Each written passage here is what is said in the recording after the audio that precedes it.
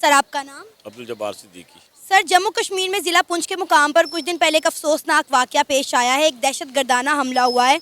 कहा जा रहा है कि इंडिया अब उसका बदला लेगा पाकिस्तान से, और ये कहना है पाकिस्तान के साबिक सफारतकार अब्दुल बासित का। उन्होंने कहा है कि इंडिया जो है वो इसका बदला लेगा और सर्जिकल स्ट्राइक करेगा पाकिस्तान पर। क्या कहेंगे आप इस सारे मुद्दे पर? ऐसी की तैसी इंडिया की, इंडिया नहीं करेगा। इंडिया अगर करेगा तो उसको मुंह तोड़ जवाब भी मिल जाएगा। तेरा तो गेम बजाना पड़ेगा। मार साले का खोपड़ी तोड़ साले का। कौन है ये लोग, कहाँ से आते हैं? पाकिस्तानी कोई इस तरह वो नहीं है। हम तो पहले ही जारियत का शिकार है। कोई कर करा के और फिर इंडिया पे, और मेरे हिसाब में नहीं करेगा तो उसका जवाब देंगे। इंडिया को हम कैसे जवाब देंगे? हमारे खुद जनरल बाजवा साहब ने कहा है कि हमारे टैंक्स जो हैं वैसी कंडीशन में नहीं हैं कि हम इंडिया के साथ लड़ सकें, और ना ही हमारे पास फ्यूल है और ना ही हमारे पास इतनी तादाद में असला और बारूद है। ये पाकिस्तानी मीडिया के बहुत बड़े जर्नलिस्ट हैं हामिद मीर, और एक और जर्नलिस्ट हैं उनका नाम है नसीम जहरा। इन लोगों ने बताया है कि एक प्रेस मीट टाइप की चीज़ बुलाई गई थी और उसमें जनरल कमर जावेद बाजवा ने बहुत सारी बातें कही थी। तो पहले मैं आपको वो बातें सुनवा देता हूँ, उसके बाद आपको वीडियो समझ में आएगा कि एक्चुअली बात किस पर हो रही है। सुनिए। तो उसके बाद फॉरेन ऑफिस जो है उसमें बाजवा साहब आ गए अपना पूरा लॉ लश्कर लेके, उनको लेक्चर दिया कि ये वही लेक्चर था जो उन्होंने एक दफा आपके और मेरे सामने भी दिया था। याद है ना क्या लेक्चर था?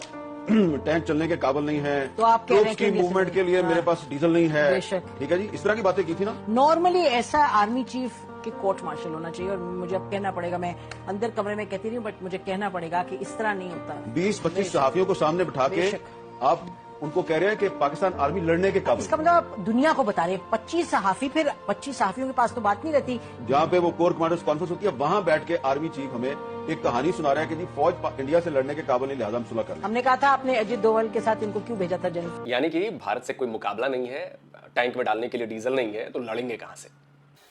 जब हमारे जर्नल इस तरह के बयानात देंगे तो हमने इंडिया से फिर जंग किस तरह लड़नी है? वो उस टाइम जर्नल बयानात देंगे। हम तो बेरोजगार आदमी हैं, सीधी सी बात है। अब इतने ऊपर जा ही नहीं सकते। पाकिस्तान आर्मी के सल्यूट है, बस इतनी सी बात है। अब उसके बारे में तो नो कमेंट्स। सही। ऐसी की तैसी, बस यही मैं कह सकता हूँ और क्या।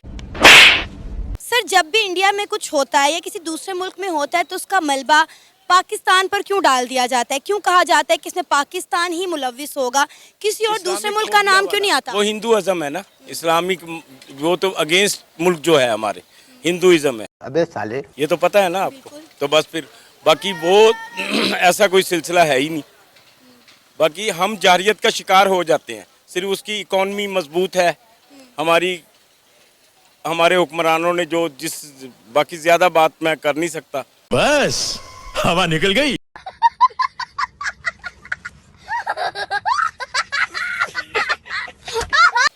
बस खत्म। खुद मैं सर हम अपनी इकॉनमी क्यों नहीं स्ट्रॉन्ग करते? अगर हमारा हमसाया मुल्क, जिसको हम अपना दुश्मन मुल्क कहते हैं, वो इतना ताकतवर बन गया है, सुपर पावर बनने जा रहा है, और अगर हमने उसे जंगें लड़नी और इस तरह के बयानबाजी करनी है तो हम अपनी इकॉनमी क्यों नहीं बेहतर करते? क्यों नहीं इकॉनमी बेहतर करके लड़ते उनके साथ? इकॉनमी की जंग है ना, तो इकॉनमी बेहतर क्यों नहीं करते? लैंड माफियाज नहीं करने देता, सीधी सी बात है। अच्छा, बस लैंड माफियाज नहीं करने देता। प्यारे बच्चों, जो कुछ करना था कर लो, अब्बू आ रहे हैं।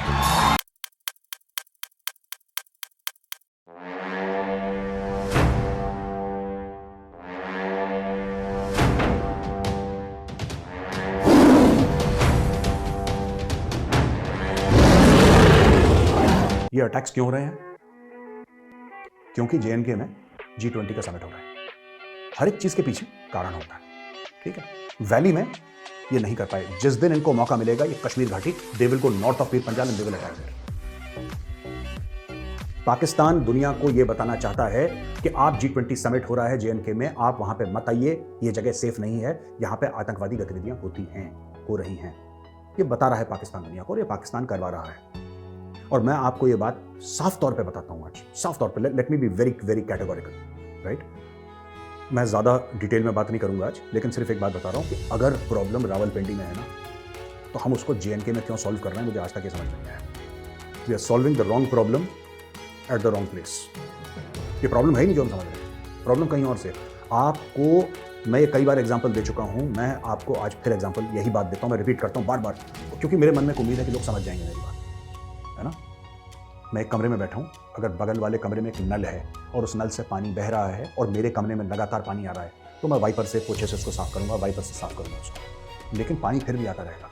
सोल्यूशन क्या है इसका? सोल्यूशन ये है कि मैं दूसरे कमरे में जाके उस नल को बंद कर दूं। सोल्यूशन तो यही है दोस्तों, वरना मैं वाइपर से 30 साल वाइप करता रहूं, नल का पानी तो बहता रहेगा। वो नल है ISI, वो जो पानी बह रहा है वो आतंकवादी है, और वो जो कमरा है ना, ये हिंदुस्तान है। अब आपको ये समझना है कि ये परेशानी, ये समस्या का समाधान कैसे होगा। मैं इससे ज़्यादा कुछ नहीं कहूँगा। वो जो परिवार है उनकी पलटन है, मैं उनको नमन करता हूँ और प्रभु से प्रार्थना करता हूँ कि उनके आत्मा को शांति दें। इसके रिपरकशंस होंगे, ये जो अटैक हुआ है ना, इसके रिपरकशंस होंगे, आप देखिएगा, इसके रिपरकशंस होंगे, और इसके रिपरकशंस होने चाहिए। वो तो हम तो यार सिर्फ अपने दिल की बात आपके सामने कह सकते हैं, अपने सिर्फ दिल की बात आपके सामने कह सकते हैं, और बुरा भी लगता है यार बहुत। I feel very bad, I feel very hurt, I feel terribly hurt. लेकिन अगर मेरे हाथ में अगर अथॉरिटी होती ना, मेरे हाथ में अगर अथॉरिटी होती दोस्तों, महादेव की सौगंध में इनके नाक से ना लकीरें खिंचवा देता। मैं बता रहा हूँ, मैं इनके नाक से लकीरें खिंचवा देता जमीन पर। मैं तो जानता हूँ उनको फाइट कैसे करना है। ठीक है, ऊपर वाले जो बैठे हैं उन्होंने कुछ सोचा होगा, वो करेंगे जो उनको करना है, उनके साथ इस वक्त। लेकिन 5 जवान नहीं गए इस दुनिया से, ठीक है, 5 परिवार बिखर गए। इस चीज़ को कभी मत भूलना आप। सिर्फ एक फौजी इस दुनिया से नहीं जाता, उसका पूरा परिवार खत्म हो जाता है। आज आपके और मेरी स्वतंत्रता के लिए, for our freedom, 5 families have paid that price. Never forget. हम सबको जय हिंद।